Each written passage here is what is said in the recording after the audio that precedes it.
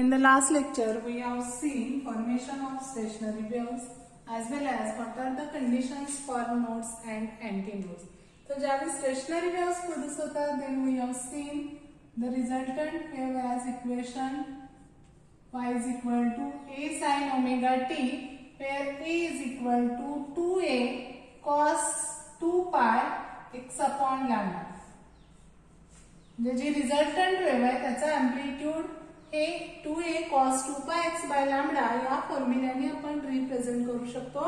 Also we have seen the displacement is maximum at then x is equal to plus or minus a, and the displacement or amplitude is maximum in case of antinodes, and x is equal to 0 or y is equal to 0 in case of nodes.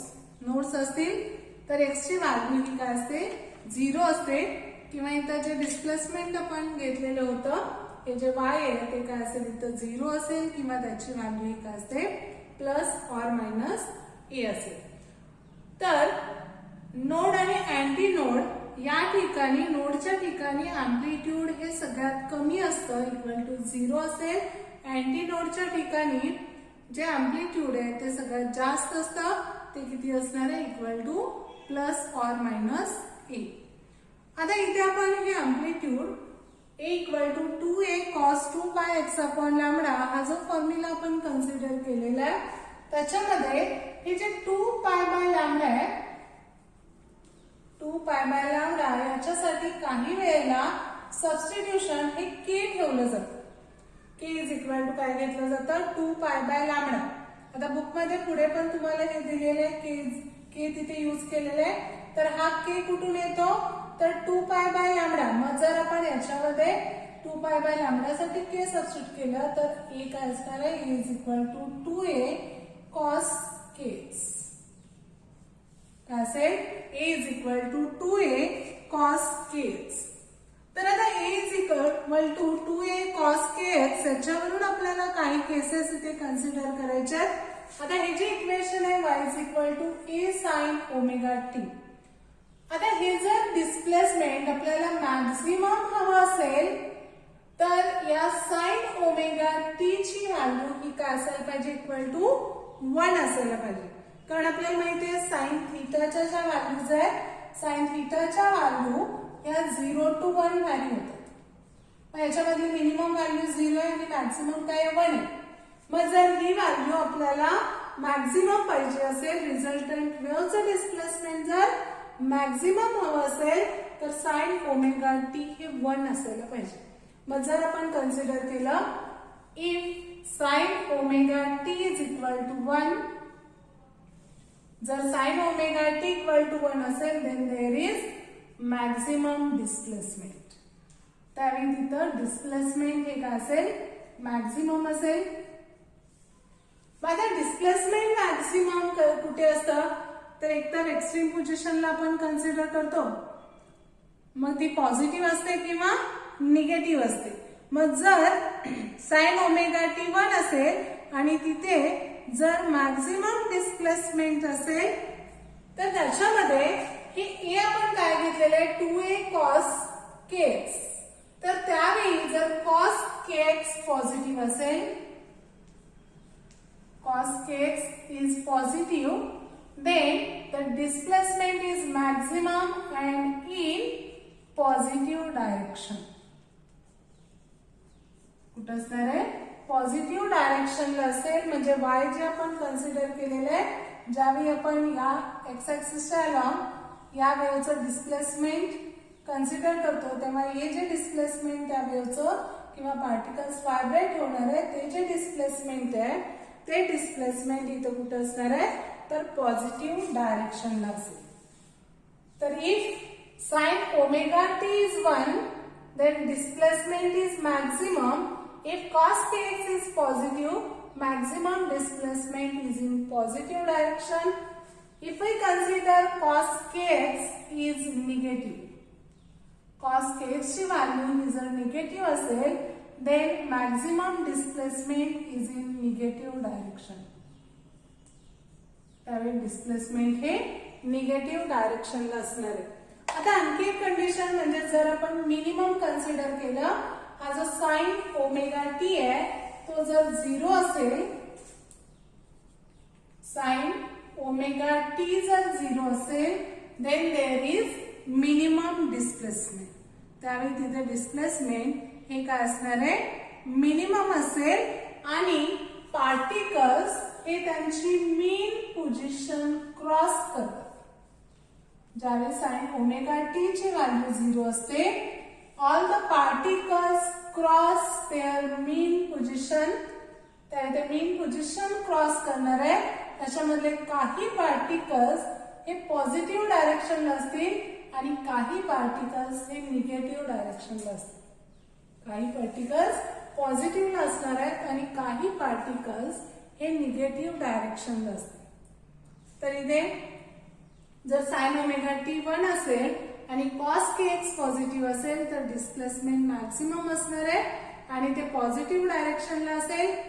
जर cos के x हे negative असेल तर त्यावेळी displacement हे काय असेल, इथे negative direction असणार आहे. आता जर साइन ओमेगा टी 0 असेल, all the particles cross their mean position. Some particles are in positive direction and some are in negative direction.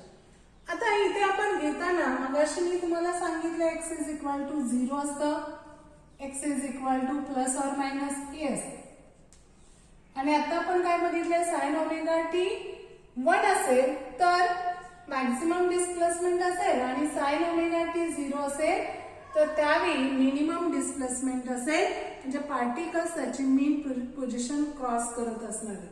आता एक्स आणि वाय काय आहे, तर इथे घेताना हे जे साइन ओमेगा टी आपण या इक्वेशन साठी घेतलेलं आहे ए साइन ओमेगा टी, आणि याच्यामध्ये x0 आणि x इक्वल टू 1 हे कधी घेतलेलं आहे, तर हे जे ए आहे ए इज इक्वल टू आपण घेतोय 2a cos 2 pi x upon lambda और cos k याच्यामधलं हे x घेतलं. आता जर आपण इथे स्टेशनरी वेव्ह कन्सिडर केली, इथे या लूप्स तयार होणार आहेत.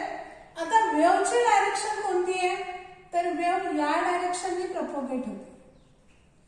वेव्ह कुठल्या डायरेक्शननी मूव्ह होते, या डायरेक्शननी, म्हणजे या पॉझिटिव्ह एक्स ऍक्सिसच्या डायरेक्शननी ती मूव्ह होते. मग आता हे एक्सच्या अलॉंग जे डिस्प्लेसमेंट आहे ते वेव्हचं डिस्प्लेसमेंट असणार आहे, ते वेव्हचं डिस्प्लेसमेंट असेल. आणि जर ही वेव्ह या मीडियम मधून पास होत असेल तर या मीडियमचे पार्टिकल्स हे या डायरेक्शननी व्हायब्रेट होतात. म्हणजे कुठे अप अँड डाऊन डायरेक्शनला व्हायब्रेट होणार आहे, म्हणजे त्यांचं जे डिस्प्लेसमेंट आहे ते अलॉंग वाय ऍक्सिस असते. म्हणजे अलॉंग वाय ऍक्सिस जे डिस्प्लेसमेंट आपण घेतोय ते कशाचं आहे, पार्टिकल्सचं डिस्प्लेसमेंट आपण कन्सिडर करतो. म्हणजेच पार्टिकलचं डिस्प्लेसमेंट मॅक्सिमम असणार आहे if sign omega T is 1 आणि कॉस के एक्स पॉझिटिव्ह असेल तर ते पॉझिटिव्ह डायरेक्शनला जाणार आहे. जर कॉस के एक्स निगेटिव्ह असेल तर ते निगेटिव्ह डायरेक्शनला जातात. साइन ओमेगा टी 0 असेल तर त्यावेळी ते ही पोझिशन क्रॉस करणार आहे. याच्यामध्ये काही पार्टिकल्स वरती जात असतील, काही पार्टिकल्स हे निगेटिव्ह डायरेक्शनला जात असतील. आता जेव्हा आपण स्टेशनरी वेव्ह कन्सिडर करतो तेव्हा जर ती ट्रान्सव्हर्स वेव्ह असेल तर ट्रान्सव्हर्स मध्ये क्रस्ट आणि ट्रफ तयार होते. मग आपण क्रस्ट आणि ट्रफ ही रिफ्लेक्टेड वेव्ह मधले कन्सिडर केले, त्यांचं सुपरपोजिशन कन्सिडर केलं तर इथे ही स्टेशनरी वेव्ह प्रोड्यूस होते. पण जर तिथे आपण लॉन्जिट्युडनल वेव्ह पास करत असू तर त्यावेळी ऍक्च्युली आपण इथे लूप कन्सिडर करतोय, याला लूप म्हणणार आहे आपण, आणि ही स्टेशनरी वेव्ह रिप्रेझेंट करते. But in case of longitudinal wave the vibration is always parallel. इथे हे व्हायब्रेशन हे पॅरललच असणार आहे. जरी इथे वेव्ह आपण दाखवताना लूप दाखवत असू तरी तिथे जो पाथ आहे तो स्ट्रेट लाईन पाथ असणार आहे. म्हणजेच पॅरलल व्हायब्रेशन असतात वेव्ह प्रपोगेशनच्या डायरेक्शनला आणि पार्टिकलच्या व्हायब्रेशनची डायरेक्शन दोन्ही इथे पॅरलल कन्सिडर केलं जातं. तर आता आपण ही जी स्टेशनरी वेव्ह बघितलेली आहे त्याच्या प्रॉपर्टी स्टडी करणार आहे. And this point is important. You have to know any one of the 6 properties. कुठल्या तरी 6 प्रॉपर्टीज तुम्हाला यायलाच पाहिजे. खूप वेळेला क्वेश्चन विचारलेला आहे, त्यामुळं त्याच्या प्रॉपर्टीज आहेत त्या प्रॉपर्टीज लक्षात ठेवायच्यात. एकदम इझी आहे. जर तुम्हाला अगोदरचा कन्सेप्ट समजला असेल, तो जर तुम्ही रीड केला असेल, तर ह्या प्रॉपर्टीज तुम्ही लिहू शकता. Properties of stationery waves. Properties of stationery waves. आता या प्रॉपर्टीज लिहिताना याची जी पहिली प्रॉपर्टी आहे ही याची डेफिनेशन लिहायची. स्टेशनरी वेव्हची डेफिनेशन लिहायची. काय definition? Stationary waves are produced due to superposition of 2 identical waves. हे आपल्याला माहिती. 2 आयडेंटिकल वेव्ह जेव्हा सुपर इम्पोज होतात त्यावेळेस स्टेशनरी वेव्स प्रोड्यूस होतात. डेफिनेशन काय आहे? When 2 identical waves traveling along the same path in opposite direction superimpose with each other, there is formation of loop. The wave is known as stationary wave. त्या वेव्हला आपण काय म्हणतो? Stationery wave consider करतो. तर इथं conditions काय आहेत? 2 identical पाहिजेत, सेम एम्प्लिट्यूड, सेम फ्रिक्वेन्सी पाहिजे, दोन्ही वेव्ह एका सेम पाथ मधून पास व्हायला पाहिजेत आणि त्यांचा जो पाथ आहे किंवा त्यांची जी डायरेक्शन आहे ती एकमेकांना कशी असायला पाहिजे? अपोजिट असायला पाहिजे. आता त्याच्यानंतर जी सेकंड आहे प्रॉपर्टी ती आपण काय कन्सिडर करणार आहे? जर 2 ट्रान्सव्हर्स वेव्स सुपर इम्पोज होत असतील, जर 2 ट्रान्सव्हर्स वेव्हचं सुपरपोजिशन झालं, then the formation of wave is transverse stationary wave. त्यामुळे ती वेव्ह ही कोणती असेल? ट्रान्सव्हर्स स्टेशनरी वेव्ह असेल. When 2 identical transverse waves superimpose with each other, the resultant wave is transverse stationary wave. तिथे तयार होणारी वेव्ह ही काय असते? ट्रान्सव्हर्स स्टेशनरी वेव्ह असते. आता ही जी ट्रान्सव्हर्स स्टेशनरी वेव्ह आहे त्याच्यामध्ये परत काय करायचं? नोड आणि अँटी नोड डिफाइन करायचं. याच्यामध्ये नोड त्यानंतर अँटी नोड आपण डिफाइन करणार. नोड आणि अँटी नोड आपल्याला डिफाइन करायचे. आता नोड आणि अँटी नोड डिफाइन करत असताना आपल्याला माहिती आहे जर ट्रान्सव्हर्स स्टेशनरी वेव्ह असेल तर हे क्रस्ट आहे आणि हे ट्रफ हे दोन्ही काय होतात? इथे कोइन्साइड होतात आणि इथे ही लूप तयार होते. इथे काय तयार होईल? लूप तयार होईल. आता ज्यावेळी इथे या दोन्ही वेव्हचं सुपरपोजिशन होतं त्यावेळी याच्यामधले जे पार्टिकल्स आहेत these particles becomes motionless or stationary. याच्यामधले जे पार्टिकल्स आहेत ते मोशनलेस असतात. they do not move further. ते त्यांची मोशन होऊ शकत नाही, ते आपली पोझिशन सोडत नाहीत. म्हणजेच इथे काय होणार आहे? ते जे पार्टिकल्स आहेत ते मोशनलेस असतील. त्यामुळं त्या स्ट्रिंगवरचे सगळे पॉइंट जर मोशनलेस झाले तर तो जो पॉइंट आहे त्या पॉइंटला काय म्हणायचं? Node. When transverse stationary wave is produced, some points on the string are motionless. The points are known as nodes. आपल्याला माहितीये हा जो पॉइंट आहे किंवा हा जो पॉइंट आहे या ठिकाणी पार्टिकलची मोशन होत नाही. तिथे डिस्प्लेसमेंट हे 0 असेल, अँप्लिट्यूड 0 असेल, अशा पॉइंटला आपण काय म्हणतो? नोड्स. आणि अँटी नोड्स कशाला म्हणतो? The displacement is maximum. When the particles have maximum amplitude or the points at which amplitude of the particles is maximum, the point is called antinode. तर तिथे नोड आणि अँटीनोड तुम्हाला define करायचे. नोडच्या ठिकाणी म्हणजे नोड हे कसले पॉइंट असणार आहे, ज्या ठिकाणी सगळे पार्टिकल्स हे मोशनलेस असतात त्याला आपण नोड म्हणतो.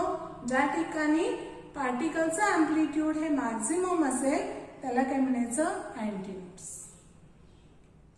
आता नोडला आपण म्हणलं इथे अँप्लिट्यूड 0 आहे. अँप्लिट्यूड इथं 0 आपण कन्सिडर करतोय आणि इथं अँप्लिट्यूड हे मॅक्झिमम असेल. इथे अँप्लिट्यूड हे काय असणार आहे, मॅक्झिमम असेल.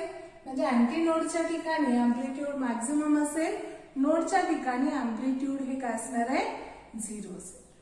मग जर अँटीनोड आणि नोड हा पॉइंट सोडून बाकीच्या ठिकाणी असणारे जे पार्टिकल्स आहेत, जे पॉइंट्स आहेत, त्या ठिकाणचं जे अँप्लिट्यूड आहे ते अँप्लिट्यूड 0 आणि ह्या मॅक्झिमम अँप्लिट्यूडच्या मध्ये असणार आहे.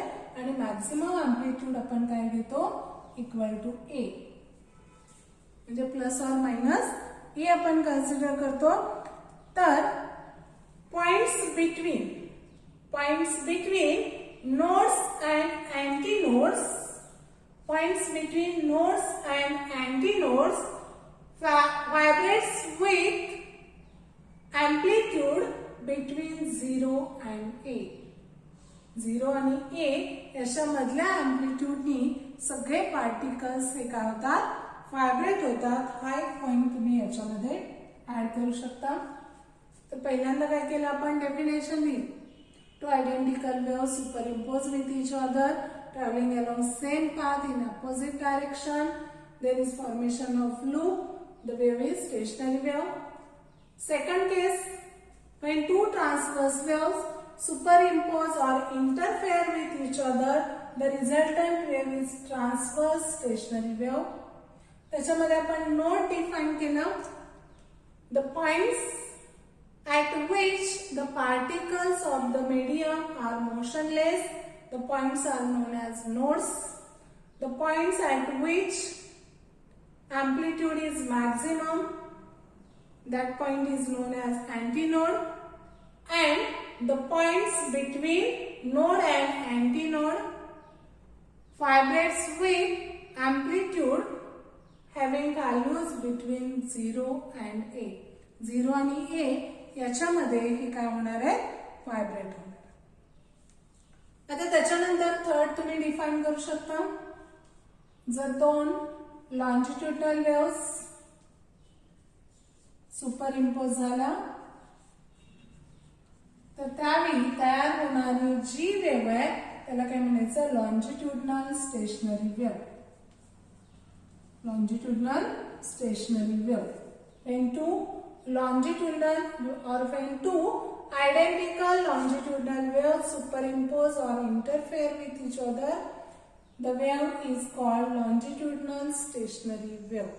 त्याला आपण काय म्हणतो, longitudinal stationary wave. मग याच्यामध्ये परत तुम्ही नोड अँटीनोड डिफाइन करू शकता. नोड म्हणजे the point at which amplitude is minimum is called node. The antinode is the point at which amplitude is maximum. It is called antinode. And the points between node and antinode varies with amplitude between 0 and a. म्हणजे इथे परत amplitude हे काय असेल, 0 आणि a या दोन्हींच्या मध्ये असेल. आता त्याच्यानंतर आपण नेक्स्ट लिहू शकतो, distance between nodes and antinodes. Distance between nodes and antinodes. तर काल आपण बघितलेलं होतं या नोड आणि अँटीनोड याच्यामधलं जे डिस्टन्स आहे ते काय असतं, इक्वल टू λ/4. ही व्हॅल्यू पण लक्षात ठेवायची आहे. The distance between nodes and antinodes is λ/4 and the distance between successive nodes or successive antinodes. Successive nodes आणि अँटी नोड्स याच्यामधलं जे डिस्टन्स आहे ते असतं λ/2. आता सक्सेसिव्ह नोड्स म्हणजे हा नोड आणि हा नोड या दोन्हींच्या मधलं जे डिस्टन्स आहे ते नेहमी काय असतं λ/2 असतं. इथं अँटी नोड असेल तर परतच्या लूप मध्ये इथं कुठेतरी अँटी नोड असणार आहे. या दोन्ही अँटी नोड मधलं किंवा लगतच्या दोन अँटी नोड्स मधलं जे डिस्टन्स आहे ते काय असतं λ/2 असतं. आणि नोड आणि अँटी नोड, एक नोड आणि एक अँटी नोड या दोन सक्सेसिव्ह नोड आणि अँटी नोड मधलं जे डिस्टन्स आहे ते काय असतं λ/4 असतं. तर इथं ही फोर्थ लिहू शकता तुम्ही प्रॉपर्टी, ही फिफ्थ लिहू शकता. Distance between successive nodes and anti nodes is λ/4 or the distance between successive nodes or successive antinodes is λ/2. त्याच्यानंतर नेक्स्ट जे आहे तर स्टेशनरी वेव्ह ही पिरियडिक मोशनच आपण कन्सिडर करतो. त्यामुळे याच्यामधले सगळे जे पार्टिकल्स आहेत ते सगळे पार्टिकल्स पिरियडिकली व्हॅरीज होतात. These are periodic in space. आता पिरियडिक इन स्पेस म्हणजे काय तर सेम डिस्टन्स वरती सेम नेचर सेम फॉर्म तयार होतो. That's why the amplitude of vibration we call it varies periodically in space. आणि सगळे जे पार्टिकल्स आहेत त्यांची फ्रिक्वेन्सी इथं काय असते सेम असते, सारखीच असते. All the particles or the amplitude varies periodically in space. Next काय असेल amplitude varies periodically in space. Periodically in space and all the particles have same frequency. सगळ्या पार्टिकलची फ्रिक्वेन्सी ही काय असते सारखी असते आणि सगळ्यांचं अँप्लिट्यूड हे पिरियडिकली म्हणजे विथ टाइम काय होणार आहे व्हॅल्यू होणार आहे. कारण आपल्याला माहिती आहे नोड पॉइंट असेल तर तिथे 0 असेल, अँटी नोड असेल तर अँप्लिट्यूड मॅक्सिमम असेल आणि नोड आणि अँटी नोड याच्यामध्ये जे काय पार्टिकल्स असतात त्यांचा अँप्लिट्यूड हे 0 आणि a च्या मध्ये व्हॅरी होणार आहे. म्हणजेच विथ टाइम हे जे अँप्लिट्यूड आहे ते अँप्लिट्यूड काय होतं चेंज होतं. त्याच्यानंतर जरी सगळे पार्टिकल्स एनर्जी पजेस करत असतील तरी तिथं एनर्जीचं प्रपोगेशन होत नाही. एनर्जीचं प्रपोगेशन होत नाही. Energy is not transferred. No transfer of energy. म्हणजे सगळे पार्टिकल जेव्हा व्हायब्रेट होतात त्यावेळी प्रत्येक पार्टिकलला एनर्जी असणार आहे, पण ती एनर्जी एका पार्टिकल कडून दुसऱ्या पार्टिकल कडे ट्रान्सफर केली जात नाही. तर ती वेव्ह काय होते लोकलाइज्ड होते, स्टेशनरी होते, मोशनलेस होते. That's why the wave is called stationery wave. त्यामुळे त्याला आपण काय म्हणतो स्टेशनरी वेव्ह कन्सिडर करतो. त्याच्यानंतर लास्ट प्रॉपर्टी आहे आता सगळे पार्टिकल्स जर सेम लूप मध्ये असतील, एकाच लूप मध्ये असतील तर सगळे पार्टिकल्स हे सेम फेज मध्ये असतात. सगळे पार्टिकल्स हे काय असणार आहे सेम फेज मध्ये असतील. म्हणजे ज्यावेळी आपण ही स्टेशनरी वेव्ह कन्सिडर करतो त्यावेळी या लूप मध्ये असणारे सगळे जे पार्टिकल्स आहेत त्यांची फेज सारखीच असणार. पण जर आपण याचं कंपॅरिझन त्याच्या ऍडजसंट लूप बरोबर केलं तर मात्र इथल्या पार्टिकलचं व्हायब्रेट ज्या फेज मध्ये होतात त्याच्या अपोजिट फेज मध्ये याचं व्हायब्रेशन असणार. म्हणजे समजा इथे आपण कन्सिडर केलं याच्यामधले सगळे पार्टिकल्स अपवर्ड डायरेक्शनला जातात तर इथले सगळे पार्टिकल्स कुठे जाणार आहेत डाऊनवर्डला जातील म्हणजे अपोजिट फेज मध्ये असतात. All the particles in the same loop have same phase, but particles in the adjacent loop are in opposite phase with nearest loop.